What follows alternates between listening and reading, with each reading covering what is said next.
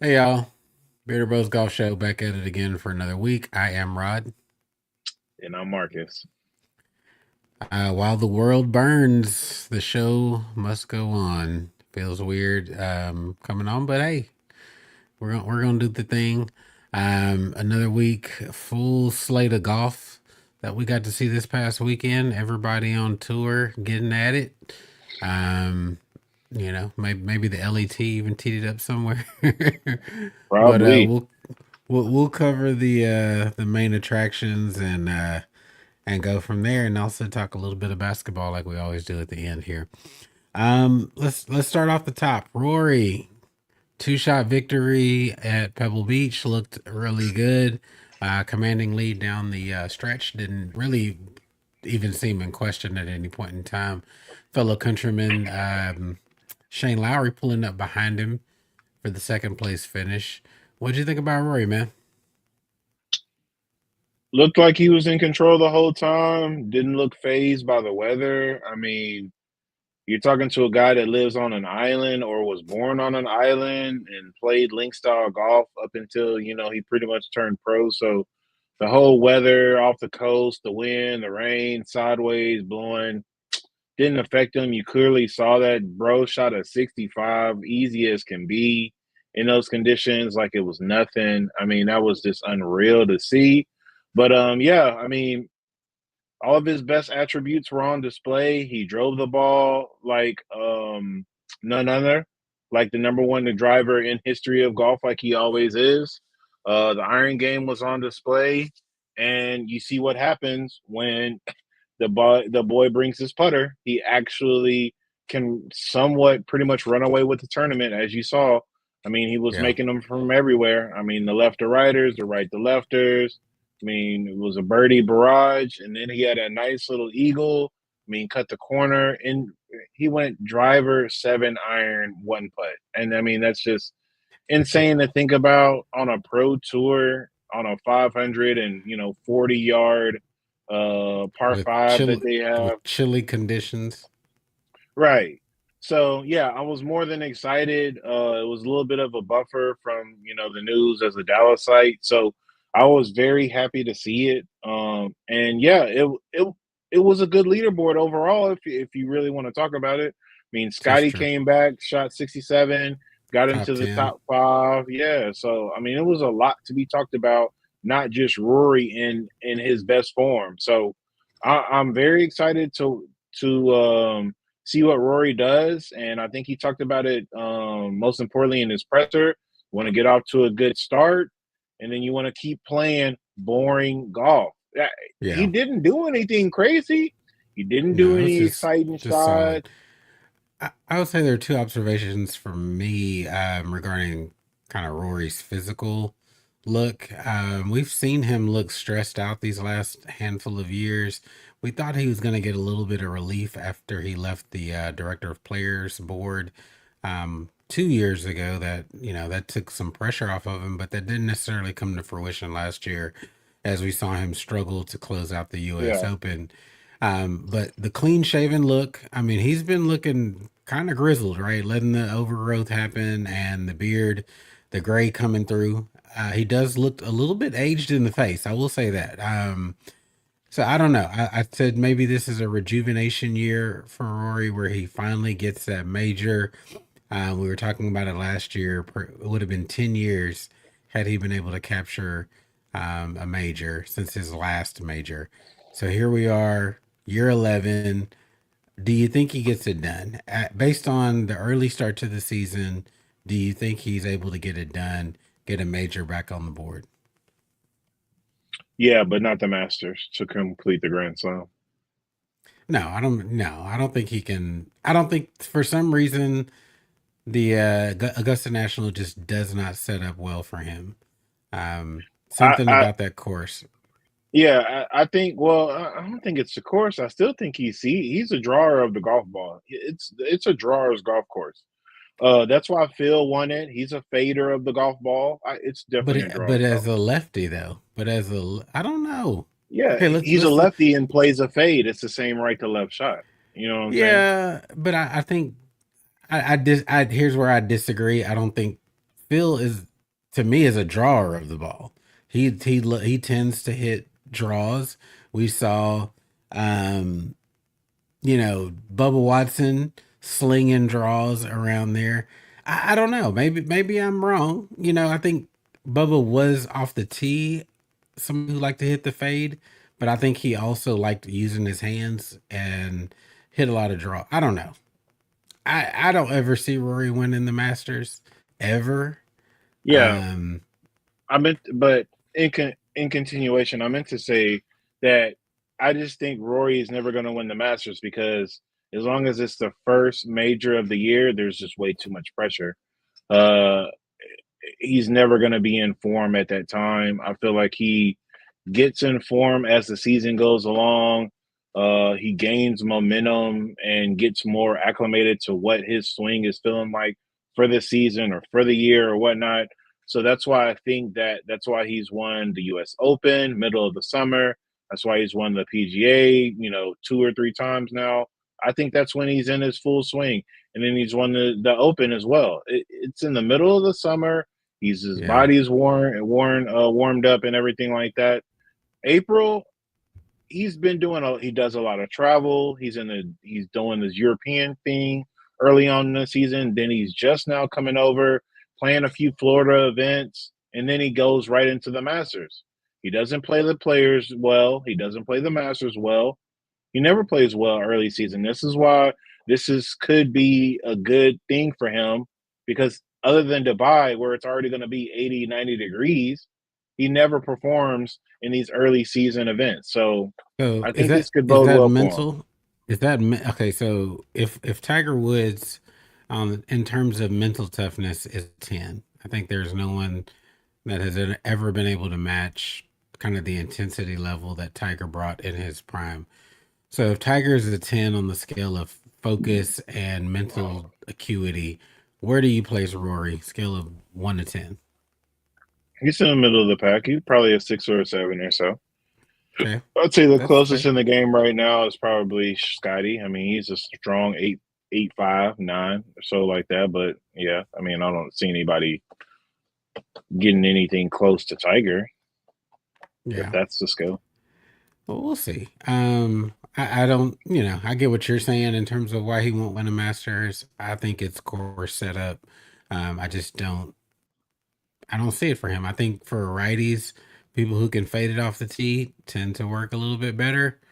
Out there, we know he loves hitting those kind of ropey draws. So that's for me why. But we'll see. We'll see how he comes out. See if he actually performs well. It's good for him. I think this is, from my recollection, the first win early in the season that we've seen from Rory in a while. Has usually taken a little bit of time to get into the season. So I think that's a good sign for him heading into the 2025 season. He did mention that he switched up balls. So he's playing the TP5 now. Like the receptiveness on the short irons, wedges around the greens. Just saw a little bit more check rather than using the TP5. Um, Interesting switch. I mean, I think this speaks, we've talked a lot about ball development and how everybody's kind of racing to catch the leader. Pro V1s, Pro V1Xs have been kind of set the standard for balls, and I think everybody else has kind of chased them down. I've mentioned before that the TP5 is a ball that I played when it first started coming out, and the quality control was very poor. I'd say 9 out of every dozen was good, and then you'd have 3 duds in the pack where it just didn't perform the same way that the rest of the pack performed. They've closed that gap quite a bit. The manufacturing specs are doing incredibly well. The ball feels really good off the club. What do you think about this ball switch from Rory? I mean, if I was still in ball, kind of in question with the golf ball that I played, the TP5 was one that I was trying out. I really enjoyed it. I like the softer feel of it. I like the flight of it, and plus I like the spin around the greens. I mean, it plays right into my hands of the Tour BXS, which is the craziest thing to me. Is like if you look at all these ball manufacturers, everybody is opposite of, is a Titleist. Pro V1X is the firmer ball, but with the more spin, the Pro V1 is just a softer ball. It flies lower, but doesn't necessarily check more than the Pro V1X. I thought that was always kind of crazy to me, but Mhm. whatever works for Pro V, the number one ball distributor in the world. So, uh, TaylorMade, Bridgestone, Callaway, all of those guys, they are the same as far as the one without the X being the softer ball, but also with more spin, more bite, more check. So I think that's kind of something to look into as far as the pros going forward. But a lot of people from 2025 going to the new ball, the new Pro V1, no, new Pro V1X, and they're going to the X. So it's crazy to even say that a lot of people still don't really gravitate toward the soft ball because it's not checking as much. So I think they want a lot of more Yeah. green side spin. A lot more players are playing, a 58, a 60 around the green. And that's what they're doing. They're playing the low checkers, they're playing the high flop shots. They're going more aggressively. A lot of bump and runs are just out of the repertoire pretty much. Yeah. So everybody wants spin around the green. So I could see why a lot of people are gravitating towards more spin. And Yeah, Rory that's the included. interesting that's the interesting thing watching these kind of old school golf matches that Golf Channel has been replaying throughout the off season. You see a lot of 8 irons, 9 irons, pitching wedges getting pulled around greens. It's just you just never see that anymore under any circumstances. No one's going with that, um, method at all, even Yeah. though it's tried and true. Get the ball on the ground. Like you said, everybody's going for something that they can fly close to the hole and get it to spin. It's an interesting game, right? You wonder if at any point in time that ever comes back. I know wedges have gotten incredibly, there's a lot of tech for something that's you know, forged. There's a lot of tech infused in them. The grooves are optimized. So I don't know. It's interesting to see if that ever kind of comes back, or if somebody tries to do a renaissance play and bring back the 9 irons around the greens, play a little bump and run. I mean, you even But see hybrids and three woods and stuff like that, just playing little bump and runs that are gonna skid across the green but roll out like a putt. You see that I've more often than the 8 iron, 9 iron play. I've even seen a reduction. I mean, in that, and a few. I want to say it was a couple years ago. That was the hot trend, right? You belly a wood, especially if you were up against the fringe and, you didn't know if you could get the putter through clean.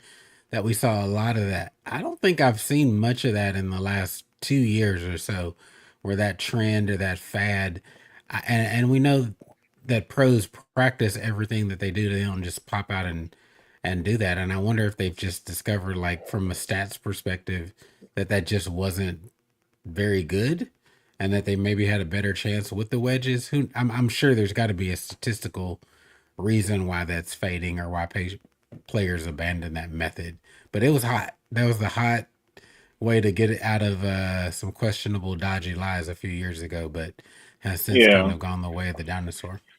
I mean, players like Ricky Fowler are not using it anymore, but I mean, Justin Rose hold out this week. Harris English still uses it religiously. He used it a lot last week in the coverage and stuff like that. I mean, it's not as prominent as it once was, but it's still being used more than like the traditional bump and run, though, for sure. For sure. Um, let's talk about one more thing related to the PGA. I didn't really. There was one quote that I missed throwing in here. Slow play continues to be a topic, and I think it's become a topic because broadcasters are calling it out in real time. Last week we saw Dottie Pepper. This week on the coverage, I want to say it was Frank Nobilo that called out Tom Kim after he waited, waggled, and then ended up throwing up against some rocks. And Frank Nobilo quipped, "That wasn't worth waiting for." So they're getting more bold about calling players out on this. The quote that I didn't put in our notes, but saw kind of a couple times today, was Charlie Hoffman kind of calling other players to account, noting that slow play has been an epidemic in the game for a long time. It's not new, but really saying that it's hurting the experience. There are some rumors, strong rumors, that the rules board is possibly going to implement utilizing rangefinders in this season. What do you think about? I mean, we've talked about it. We know that that's going to be. It should be part of the equipment and something that should be allowed. We see it in the PGA Championship. What do you think about doing this in season versus waiting for 2026? The sooner the better. I mean, they need to implement that they lose before they lose the fans. I mean, it's already a niche group, as we always say, continue to say, again with that. So, yeah, the sooner the better. And honestly, if they would have broke them out for like an elevated event for something like that, to where you're only a 70-man field or so, anyways, with rangefinders, I think you get pretty much all the round, if not, the entire round on the coverage, the more that they space it out, especially for an elevated event where they're going to cover it 4 and 5 hours, not the regular 3 hour window or whatever. So, yeah, Yeah. I think it needs to be implemented sooner. Maybe on a fun event like the waste management, or maybe like I said, maybe on the next elevated event on the Florida swing, something like that. But yeah, they need to do it. They should have been doing it. But I mean, there's just certain things that the tour tries to keep as traditional as possible. So the stupid step off, the stupid yardage books and stuff like that. And don't tell me, and you can't tell me that the yardage books won't still be utilized, because people still need to read greens and people still need to find green complexes. And just because you're shooting the flag doesn't mean you don't still need to know the dimensions of where the flag Right. placements are and stuff like that. Yeah. So there's still going to be some traditional shit that they still implement, but Yeah, but it does get the take a yardage. measurement. It does take one of those measurements out of play, right? Versus Correct. having to step it off from a sprinkler, then calculate, okay, well, this is what it is to the center, but it's playing five off the front of the green. And then, all those different calculations. I agree. Right. You're still going to have to do some level of calculations once you know your exact yardage, but it does, again, take some steps, some physical steps out of it. Even on the tee boxes, going to an event in person, you'll notice caddies walk up to the back of the tee box and then take steps forward to the actual tee markers. Bizarre. I know there it's very specific, but even when I see it, I'm just like, that feels very unnecessary. I mean, this is about Very. a three yard difference. Did we really have to do that? I get it, but it seems like that's very negligible in the grand scheme of things. But especially with driver in hand, very very interesting. But I'm very happy to see players finally stepping up. I don't know if there's just people have hit the breaking point and they're just willing to come out and say something about it. We know also the ultimate enforcement of time would be penalties. We know that, we've said Right. it. It's a dead horse. We're not going to beat it again. But I think that's the ultimate kind of that gets it done, regardless of these other factors. But I think the rangefinders will be good. I think it's too soon to throw in for the waste management. Maybe we can get that in place by the Florida swing. We shall see. But it would be nice to Yeah. see it sooner rather than possible. Anything else from PGA Tour that you wanted to discuss before we hopped over to some of these other tours? I mean, I guess not to like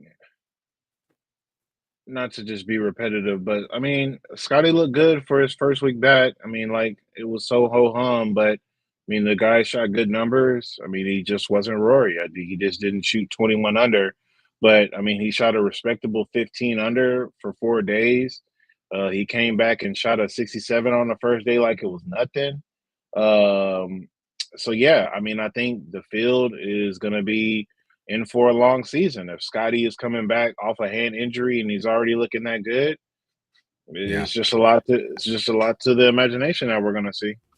On Sunday, I tuned into his group specifically on the ESPN Plus coverage. So it Yeah, was just his feature him group. and his threesome. And what I saw from Scotty was he was a little bit rusty. you could tell that the game just wasn't as sharp as we have gotten grown used to seeing, particularly around shots inside of 150. Just wasn't as tight as he usually is. There was one bunker shot early on in the round on Sunday that was uncharacteristically sloppy. He came up really short, just did not catch it. It's like he caught it fat in the bunker. So yeah, just some really things that he'll tighten up as the season moves along. But you could tell. I mean, when he doesn't have his A game and he's still top 10, pretty impressive. Like you said, it's Yeah, scary. Scary for these other guys if he's going to continue to kind of play that way, not playing his best, that he can kind of roll out some rusty game that he hadn't touched the club since December. Shouldn't say touch a club, hadn't played in competitive rounds since December. And yeah, so, we'll see him come along. It'll be a good season for him again. I don't know if we'll see the records that we saw last year, but I do definitely anticipate a major. Several wins are going to happen for Scotty Scheffler again. yeah. I'm going to be a lame. I'm going to mention all kinds of stuff I just saw throughout the week, but didn't note. Um, and I don't know how serious this was. Did you see Bryson DeChambeau express some interest in maybe getting in on the TGL League? Did you see that? What, as like an owner, a stake owner in it, or like a No, as a player? player. As a player.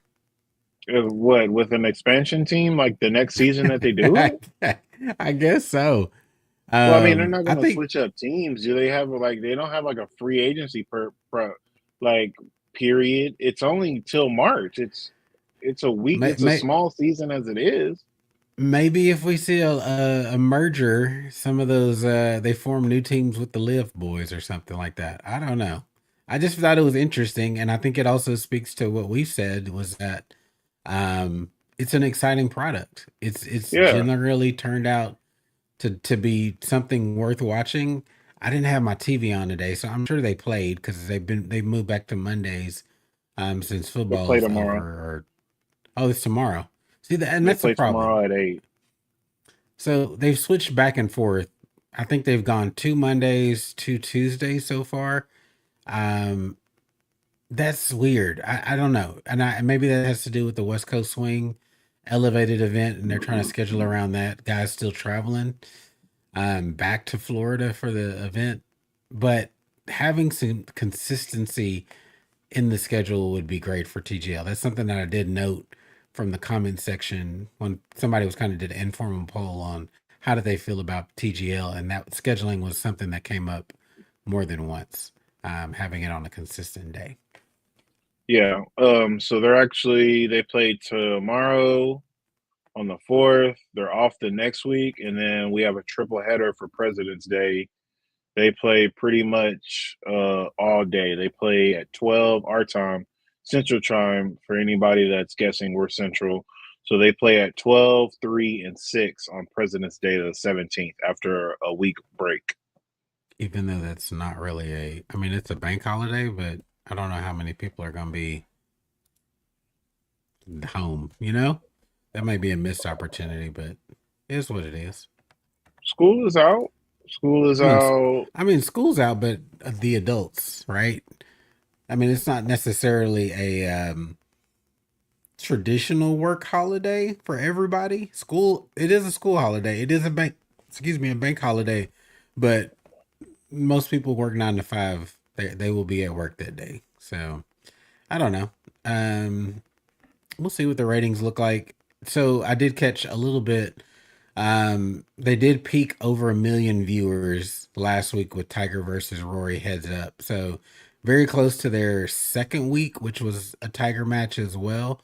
I Mhm. think, there were some factors. I think mix up on the days probably cost them some ratings as well.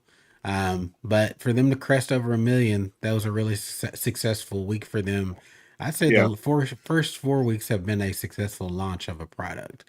Um, if they can get, Scotty on the team next year, I think they'd kill it, to be real.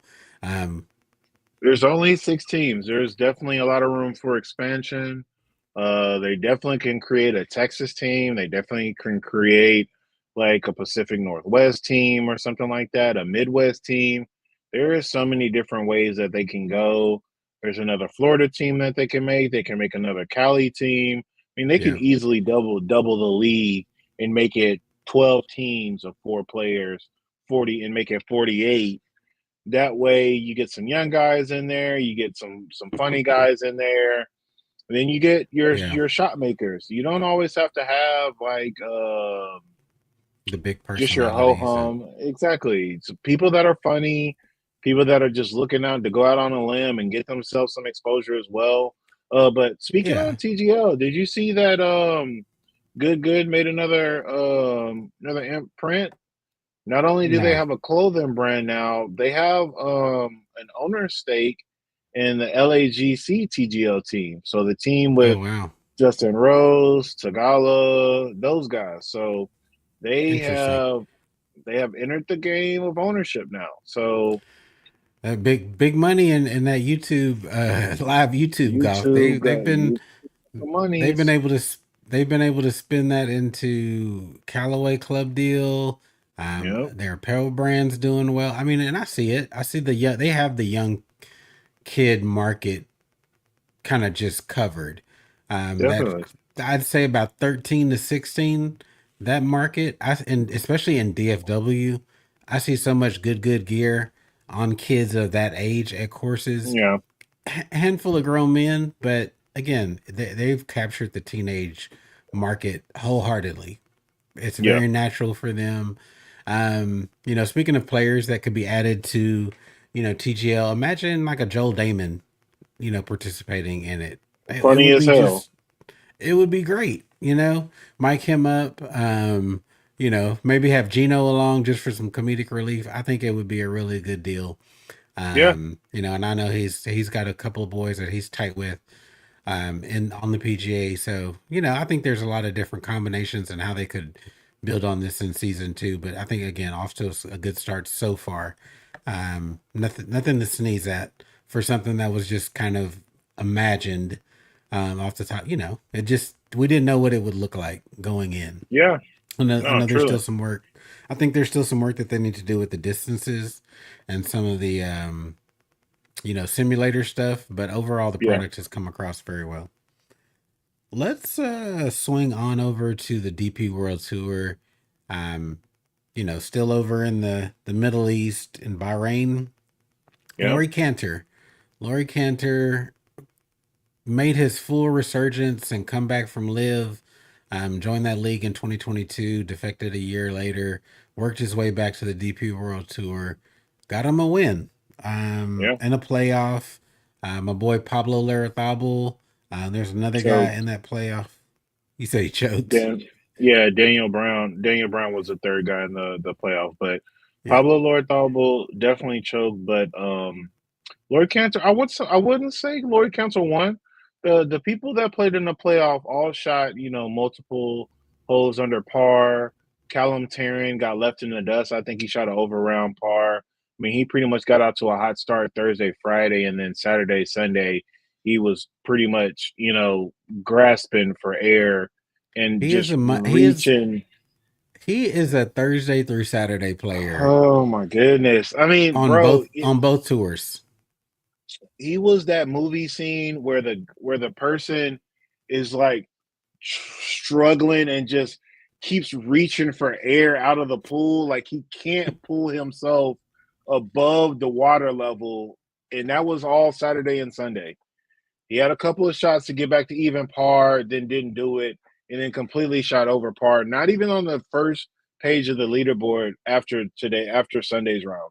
That I mean, it's not embarrassing, but it's it's eye opening. It's like something that needs to be. He needs him and his camp clearly need to go over the footage or the strategies that they have at hand.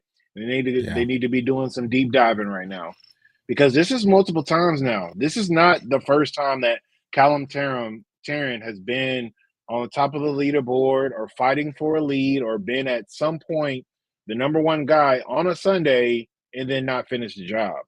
But I think that comes down to caddying, right? To me, you got to get your guy right in the head. If y'all Yeah, have been in that position multiple times, I think that's where the caddy can relax the player, turn up the intensity, have him be more aggressive. We talked about this a couple weeks ago with JJ Spawn out in Hawaii at YLI. The caddy's got to be the thermostat, right? So he yeah, can't just be the one that's telling the temperature of the player. He's got to be able to adjust some things, turn it up, tell him to yeah, fire at a pin, something to get yeah, the player going. And I don't know, with Taryn, it feels like there's been multiple instances again on PGA Tour where he's impressed through 3 days, but been not been able to finish the job. And it's yeah, not a lack of talent, but there's just something missing there where he's not able to finish it out. I don't know. I'd love to see the kid, you know, finally get over the hump, but he's been in this role a couple of times, and the fact that we know his name, we've seen this enough to for it to be recognizable. I think that says something. yeah. No, truly. Uh, but the only reason that we were in this playoff is because Pablo Larrazabal bogeyed the 18th.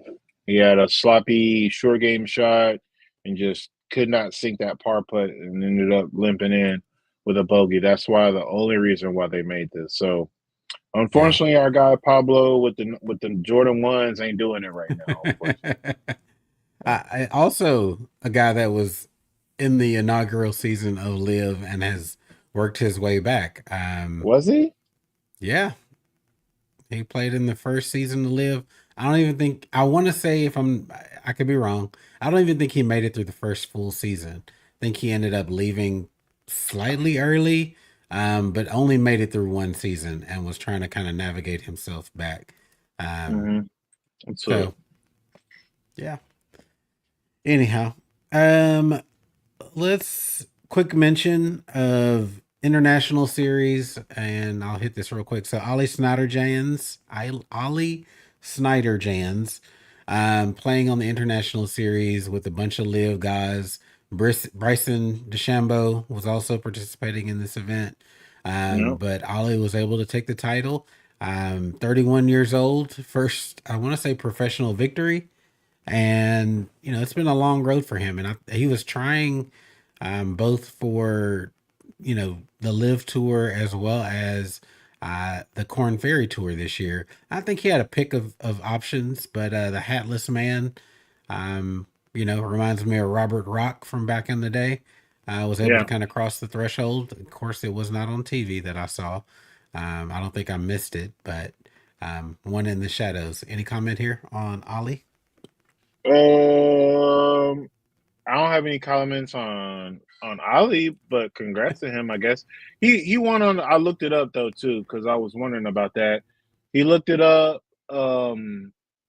or after you sent me the show notes. My fault. Yeah, So he didn't do good enough to get in fully through the little promotion thing for Live, right. but did enough to get fully exempt on the Asian series. So he's going to be playing on the Asian series tour kind of like a Brooks Koepka did, a decade ago or whatever. So he's going to play a lot of international golf. He's going to play in all of those little smaller events where he's getting some money, he's getting some ranking points. So good on him or whatever. But I I don't mean, know. I mean, would we be surprised if he takes one of those individual slots since Liv just kind of makes the rules up as they go? We he's a know free agent, Hudson's so yeah, he might. yeah, as Hudson Swafford, his contract was null and void, so he could take that individual spot and play along Anthony Kim as an individual separate from the team format. So that's a Hmm. possibility that we see Ali in the the big lift tour this year. Just they're gonna make they always make exceptions, and the truth is they're Yeah. hurting for players. The rumors have generally been quiet. I don't think we're going to see anybody big or of note that we care about. I know Tom McKibben, I think that was confirmed sometime last week that he's going to go join John Rahm's team. I think taking over for one of those Vincent guys. But Yeah. Yeah, they're not getting the names anymore. Um, so that's tough. That's tough Yeah. for them. Yeah. So I mean, honestly, if I'm not saying this was his best run at it, but I feel like after the Team Cup win, you got some good momentum. You finished the road to Dubai playoff at a good point last year, McKibben. I think this is probably his best chance to get into the Ryder Cup in these next few, renditions we're gonna have of it. I don't know if he'll ever get this opportunity and be up to form again. But I yeah, did want to say because who really cares about Tom McKibben? But uh, I want to commend Bryson DeChambeau for trying, but also you're in India where they don't really like your kind as it is, bro. So I don't know if you going out hold on a on. What does that limb. mean? What does that mean? Hold on, sir. What do you mean his kind? They don't really like white people out there, bro. They don't. That's not true. That's not true. I could I don't want to argue with you, but that's not true. There's Okay. yeah. Well, I don't feel like a lot of people were out there cheering him on if he's out That's there playing that in this tournament to grow the game. I think that just speaks to the lack of I don't think golf is a very I mean, when you think about India just as a whole, right? It goes by the caste system. So there's these different levels. Like I think we saw a little bit of that with Aaron Rye and his family really having to scrape and scrimp for him to make it as a professional, right? That's why he Yeah. values his clubs. So I don't think there's as much access to the game. I mean, it's probably very similar to what we see in the US, right? Where we feel like there's an access to play for lower socioeconomic groups. And so I think there's a large part of that. So the fandom around golf in India just isn't as big as we would see in like Korea or China, Japan, and some of these other kind of Asiatic countries. We just don't see that. Just because I don't think that there's a large segment of that society that is blocked out from the game. If that makes Yeah. sense. I mean, it makes enough sense. But what I'm saying is, though, if he really wants to grow the game or go about it in that direction where you're making a lesser tour or some like a tour that's already kind of established but doesn't really have any names on it, that's where you need to go. You need to get you an exemption to one of these challenge tour events or one of these Corn Ferry tour events and actually have people show up that want to see Bryson DeChambeau play.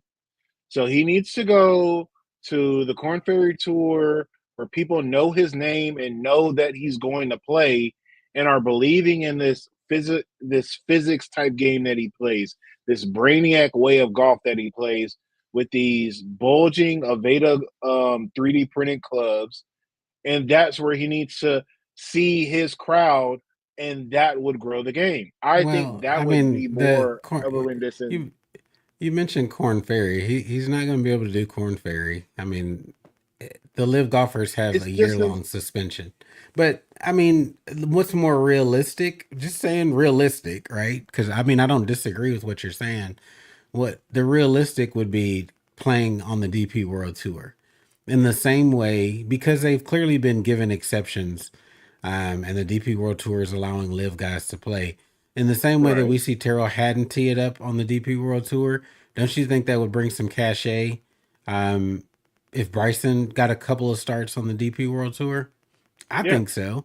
And I mean, it's not, it's the next best thing to me in terms of full fields than the PGA Tour, Yeah. for men. I would agree. So I think if he was able to, do that, that would be advantageous to continuing his popularity, helps grow the DP World Tour. I think it helps also the reputation that we saw him trying to improve of these last couple of years. And we've seen him mature, be a little bit better with the fans, Yep. more thoughtful in his answers than he had been in the past. A little less Yeah, public a hole. I agree. So It's still yeah, fake, but it's better. look, if you can Let's fake see. it till you make it. let's see what the LIV schedule is compared to the DP World Tour schedule. Let's see if there's any kind of way that they match up enough to where he could go from a LIV event and end up being in like the same time zone or something like that. I mean, let's see, February Is this their first week this this week? week. Yeah, this week they're in Saudi Arabia. This is the night one. This is the night golf. And then they're DP playing World up against, Tour yeah, they're in is Qatar. the Qatar Masters.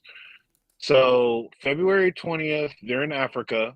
They do the Kenya Open. The DP World Tour does the Kenya Open. Then they do the South African Open. Then they do the Joburg.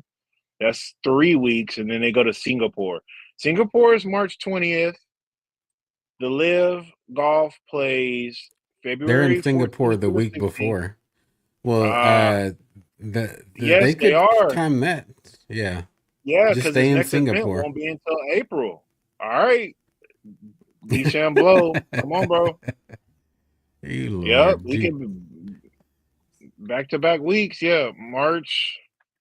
Yeah, I mean, literally, you play March 14th and then play the 20th or whatever. Get in a full field event, 4 days, be the yep. same time zone. All right, man. It's not like there's not opportunities. Is all I'm saying. All right. Again, this is just Um, something like we always say. We're trying to be open to new ideas and that we want to give things a chance. I'm trying to give it a chance. Night golf on pro tours, we're gonna see it. We're gonna be up to watch that. That's yeah, our time zone. That's when me and yeah. Rod are up anyways watching golf. So we're gonna see it. We're gonna see it. So we'll see And how this goes, man. it's gonna be on Fox. I saw a lot of people defending or trying to give, live the benefit of the doubt that I think it's fair. I think even Live fans would say that the Live TV product has been very poor, that it's one of the worst. As much as people complain about PGA Tour broadcasts, I've seen a lot of people say the same about Live, say it's worse. And I've seen Yeah, Live fan guys admit that. Like, yes, I mean, it's all about the in person experience for them, but there's only so many people that you can get in these locations, especially if you're not stateside. They're just, I think they're trying to find their sweet spot internationally around countries that are going to show up loud and proud for golf. Um, let's see, they're coming back I'm to looking up their Marido. announcement. When do they go Uh, to Australia? Is that early in the season? uh yeah, Valentine's Day week. Literally the 14th, 15th, 16th. And see, they're even changing the club that they have played Adelaide. previously. Yeah, I don't know, man. See, that's the thing that trips me out about them is that I don't think this is at the same. The name of the tournament's the same, but I don't think it's at a different club than they played it last year. So who the fuck Yeah. knows? I mean, um, yeah, we'll see. We'll see what happens, and we'll see how much DP World Tour a lot of those guys have. Do we see John Rahm try to get some more points this year on the DP World Tour to qualify for the Ryder Cup? Right He now, he's should. not in there. Yeah, he absolutely should. I know he'll probably, it would feel wasteful for him to wait on a captain's pick. Yep. So He needs to do that all. He needs to do the. He's just but he knows better. He knows he needs to be automatic qualifiers. So some of these one offs can get in and get a pick. Like yeah, I think, like truth be told, hey, Justin Rose, he's making a little run. If he doesn't get it in points, he could be a pick. He's not too far off. He's been yeah. trending the right way this last Shut season, up, season and a half or so. even though he's an asshole, and I can attest to that in person several times at PGA Tour events, he always plays the Colonial. That man has given me dirty looks more one time than one. Let's just For say that. sure. Um, I'll give the man credit for the being older and still keeping himself in shape. He's not the longest off the tee, but a very efficient golfer. Yeah, credit to him for keeping his game sharp into his 40s, still competing enough to even be warranted for some consideration. That says a lot about him, yeah, um, yeah, and just his the dedication to the game. So that yep. can't ever be knocked, and kudos to him. I mean, there's so much golf to be played. I can't even really fathom. Really the Ryder Cup is kind of. I don't 7 even months start getting away my still. until we get past the Tour Championship. It doesn't even really come into focus for me. It's just something that's kind of out there, right? Yeah. So, yeah. Let's move it back over to the U.S. The ladies in the Tournament of Champions, the Hilton Grand Vacations, kept hearing ads and thinking about our mom. Every time they said Hilton Grand Vacations, I'm like, Jesus Christ. Take a shot every time they said Hilton Grand Vacations. It's a Tournament of Had to say Champions the whole title every time. every time. Like they were gonna get that sponsor ship drop in there every dang time. But Nelly Corda looked good. Yep. I thought Lydia Ko was going to give it a run. She ended up fading on the Yeah. last day, and not a had a tough start to the final round. But Hmm. Nelly challenged Alim Kim as she kind of struggled. Looked like she was going to coast, but Nelly gave her a little bit of a run for her money. But Alim Kim looked really good. Short game is impeccable. Right. She was very long on the par fives, getting herself around the greens, and giving herself opportunities, and really cashing in on the short game to have really some close putts to get birdies out of it. What do you think about her game? This is her third professional win. Got one last year. Her first win was actually a major a few years ago. So Right. big game, clearly. What do you think about her? Yeah. I mean, you look at her score, she did not shoot any rounds in the 70s. She went 65, 69 was her worst round, and then went back to back 67s on the weekend. That's some tough shooting. And she did it with some pressure on her. Lynn Grant was nipping at the bud the whole time. Jin Young Ko made a run. Jin Young Ko made a run with two 70s in it, but Yeah, six shots. It's pretty far away, but definitely the names were there. I mean, Minji Lee shot a 62 on the last day. So it's not like she just was playing against nobody. She played against some true champions. So yeah, I think Nelly Corda being in a group in front of her was probably for the best for Nelly and for Alien Kim, because I feel like Nelly got to set the precedent, but also Alien Kim didn't have the number one player just breathing down her neck, literally in the same group.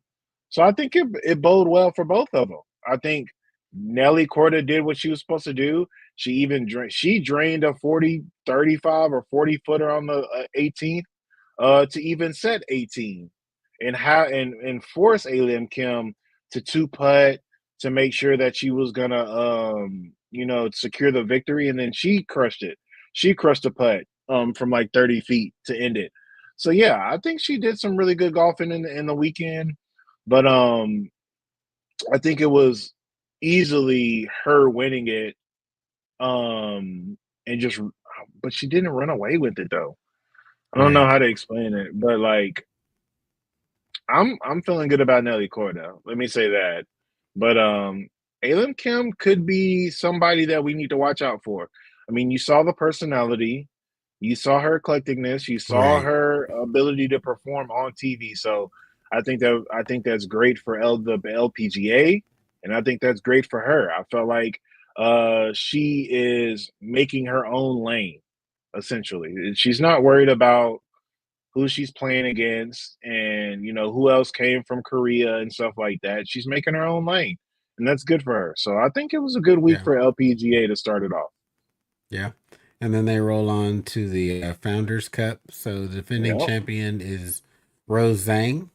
Um, it's crazy. She's already in year three. I know she Right. started off year one, kind of halfway through the year, but year 3 for Rosang already. Where does the time go, man? It's And she's already almost done with school. I think she's gonna take a she's playing in the Founders Cup to defend her title, and then gonna take like a little break for school, and then she'll be back in the summer run full time again. She's pretty much almost done and graduated from school. This should be like her last semester. I think they were saying on the coverage like those first couple of days.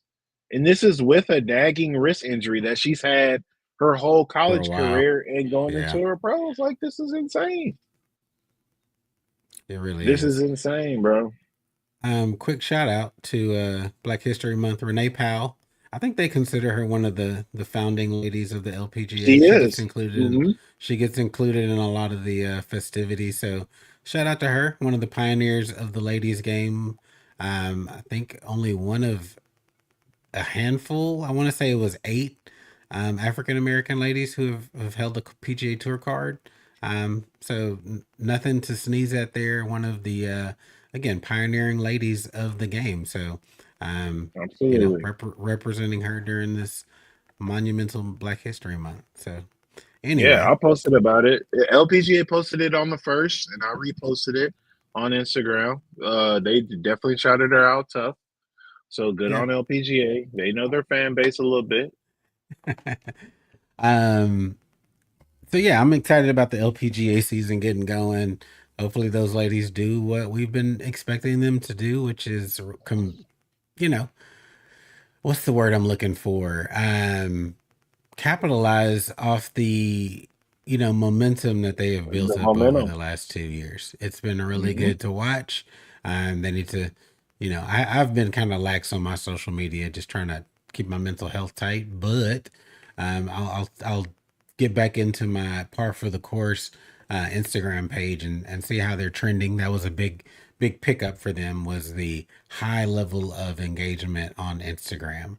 Just getting to Yeah, see their faces, their personalities, seeing the kind of pre-event events that they have, like dinners and galas, are really good to see those ladies functioning outside of the golf course, right?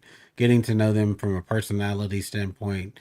I think it's one of the things that the PGA Tour needs to get to as we yeah, kind of re establish what the PGA Tour is going to be. They should definitely take some notes from the LPGA.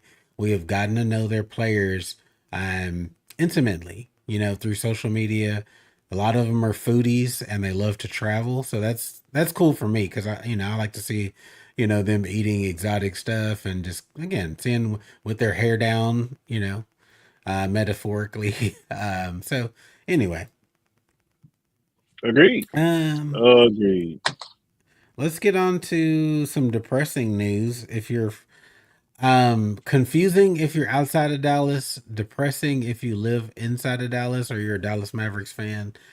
So we all got the crazy alert Saturday night of Doncic getting traded to the LA Lakers for um Anthony and some scraps. Davis. Anthony Yeah, Davis and some Max Christie, a 2029 first round pick, yeah. and That's it. some involvement with Utah, right? Utah Some got some picks and a player as a filler. They got a rookie from the Lakers, and Eaton got a second round pick from each team, just to kind of make the money match, make the and deal then go through and stuff like it that. got weirder. The press conference with Nico Harrison, Jason Kidd sitting up there Disgusting. looking like a hostage. What do you think, man? I know you're more into the NBA than I am, right? I mean, I'm into it, but not in the same way. You still actually physically pick up a basketball, so your touch to your just kind of relation to basketball is much deeper than mine at this stage of life. With little emotion as possible, what are you thinking at this stage after you've had a couple of days to absorb what happened? Yeah, I mean, unfortunately, we just can't live in the past anymore. I'm trying my best to just move forward, and it's best that honestly that what happened. Excuse me.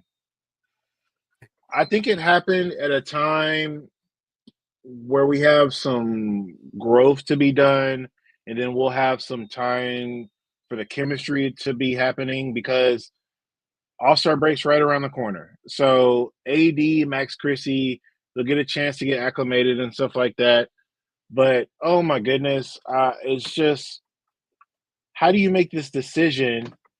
And then all the facts that are coming out where you didn't tell anybody, that's really what's making it worse.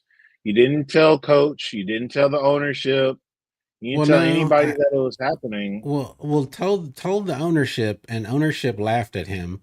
I do think people need to, I think Mark Cuban was so intertwined with Dallas for so long and very present that I think there's still a handful of people out there that think Mark Cuban is involved with the team, not understanding that the Adelson Group, a lot of money there, has taken over, and it seems. I mean, they're clearly not. Right. It's it's an They're not asset. It's involved not in the day to something. day. No, they don't They're not care. hands on at all. They're not Mark Cuban. They're not Steve Ballmer. They're not sitting on the sideline. We don't see their face. They're just, hey, here's some money. You're good. You do what you need to be doing, and then you go from there. Now, Well, hold on, pause. I think to a certain degree, what this has me thinking is two things. Something went wrong behind the scenes with Luca that the Mavericks felt like they couldn't recover from, and right, that could have been him quietly saying, "I'm not signing. I'm open to my options in the summer. There's no guarantees that I'm coming back here." I mean, they floated, it's gotten kind of ugly. I mean, they floated the conditioning thing. We saw, the clip of um, the beer getting taken, Michael Finley taking the beer out of his hand in a post game. Things like that felt like they kind of, this doesn't just happen by accident, right? This isn't just like you give up a potential MVP player in the prime of his career um, just cuz. That seems like one part of it. Or did ownership say we're not willing to pay the super max next summer? We'll go ahead and lose that 100, what is it, 345 million yep. that was on the table. So Hmm. maybe that's a factor. Who know? We'll never know the full story. The Um, true and honest story.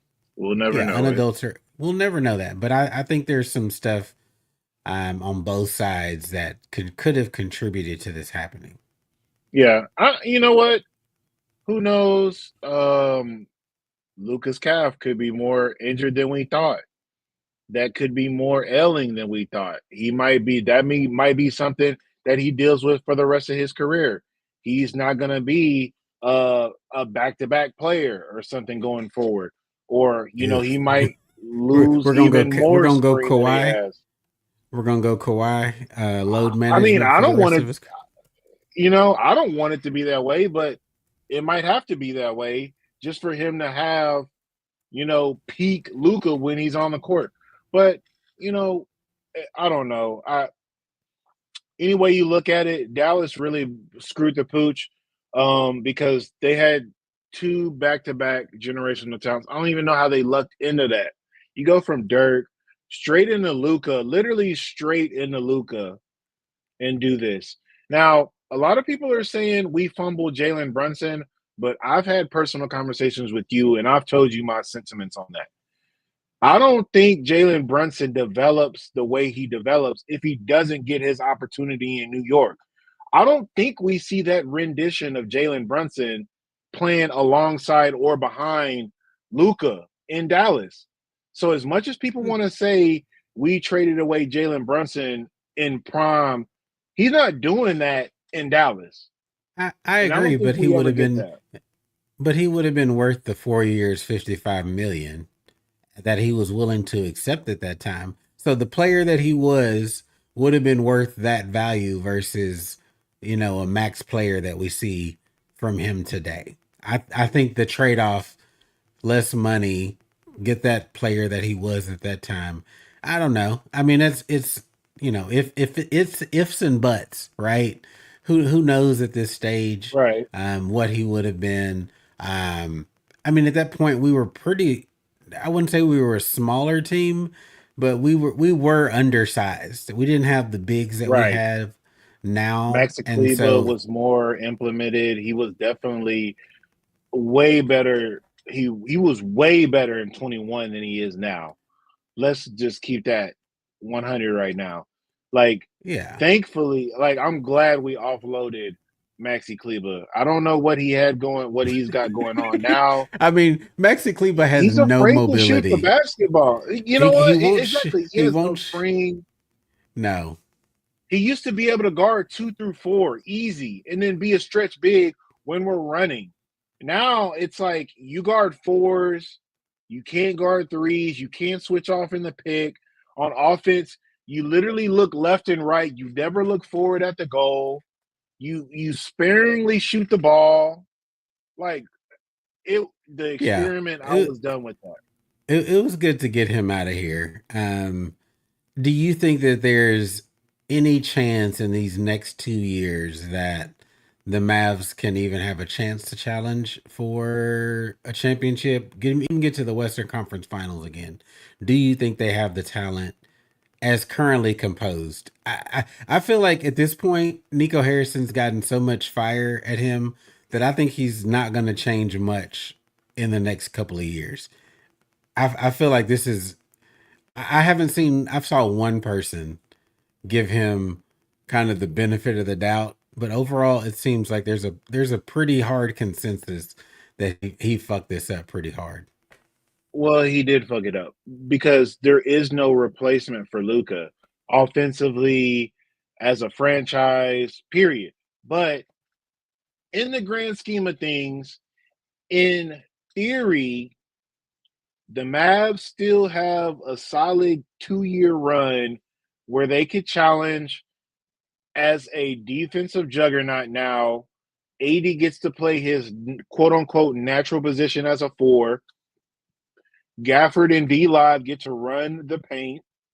Yeah, PJ gets to play the three. Clay could just, he's going to live it out at the two. And then Kyrie just needs to stay healthy. Kyrie is still one of the most offensively skilled players in the league, if not the yeah, most offensively skilled player in the league. So he can do it, but it's just a matter of, are the bench players going to show up and know the role? This is going to be seriously a 2011, 2012, 2010 situation where the window is tight and everybody's got to buy into what they're supposed to be doing at every given moment. Like, you just need to know what's happening and what you're going to be doing. Najee Marshall, backup point, backup forward, whatever. PJ Washington, walking double-double. AD, Kyrie, pick and pop. They're going to be on one side, backside motion. And again, this is still going to keep eyes off of Clay so he can do his guard on guard pick and rolls. He can come off of picket fences and still be open.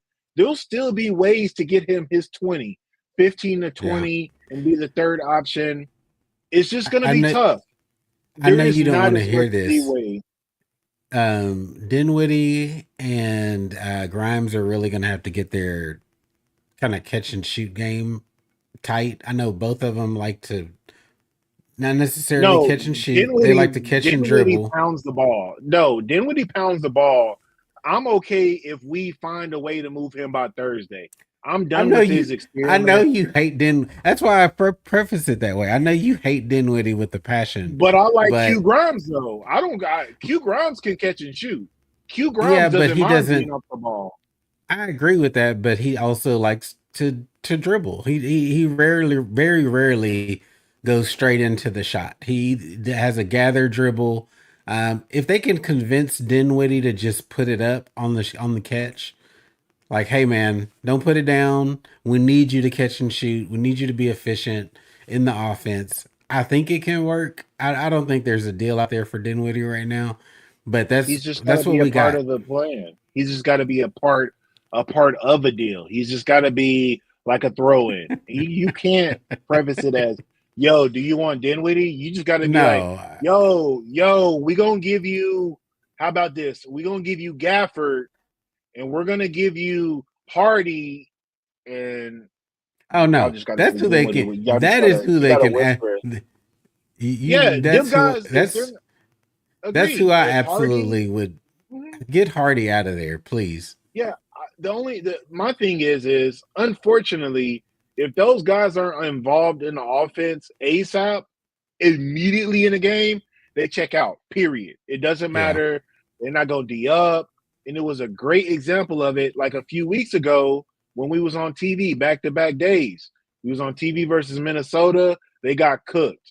Dinwiddie didn't play no defense. He throwing his hands in the air like, "What you want me to do?" I don't know. Big step, cut him off, something. Then the next game, he shoots. He has 28, and we beat a team that we weren't really supposed to be beating, especially with no Luka. So it's just he's just so sometiming to me. I can't do it with him no more. I can't.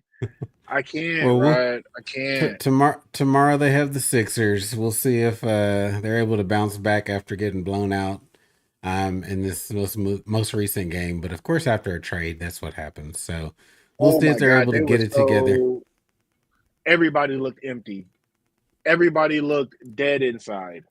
Oh my Yeah. God, the bench looked straight ahead. They weren't looking at the game. I I mean, mean, if you for them to allow 91 points in the first half, that says it all. That's just bad. thank you. It's not even like they were scoring okay, but again, to allow 91, um, Yeah.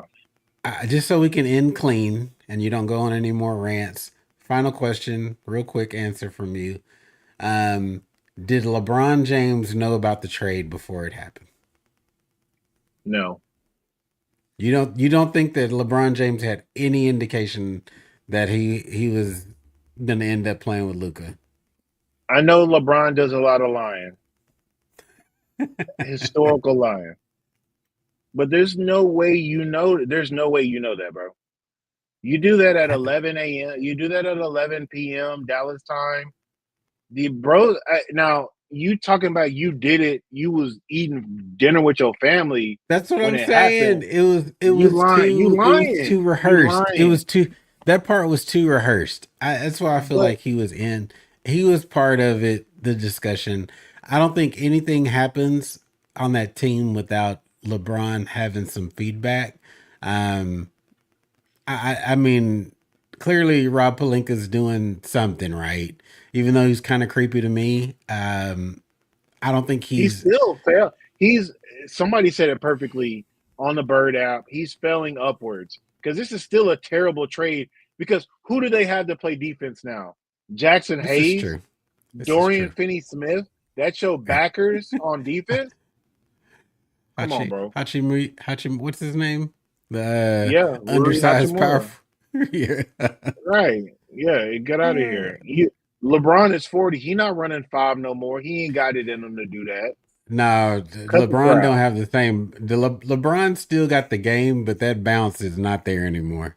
at He, all. He the, ain't got the strength those like that. He ain't got those it, bro. those dunks are real flat these days. Right. He's still getting it done, but he's going more lateral with his jumps than he is vertical at this point. Agreed. Agreed. All right. That was the kind of final buzzer question. I kind of wrap it up on that. All right, y'all. A lot of golf coming up this next week. We'll have the Super Bowl right after the Waste Management, so that'll be cool. We got a lot of sports coming this week.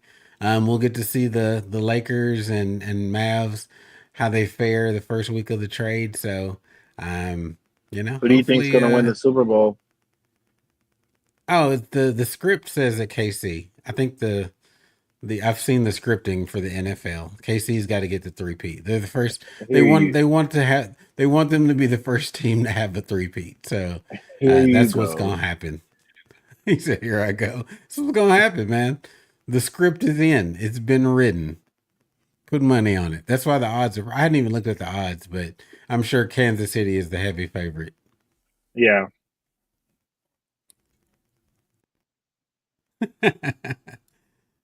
Thank you, Bobby. Thank you, Bobby. Please, not Philly. Yeah, Philly's pretty insufferable when they win. It's like you That's want to all I punch them want, in the man. throat. That's all I want, bro. Good old Midwest Kansas City folks. They're real humble about it for the most part, right? Yeah, exactly. All And we right, don't y'all. see them every day either. But anyways, you're right. I'm done with that. You're good. You're right. All right, y'all. Catch y'all next week. Bearder Bros Golf Show. I'm Rod. And Marcus. See y'all.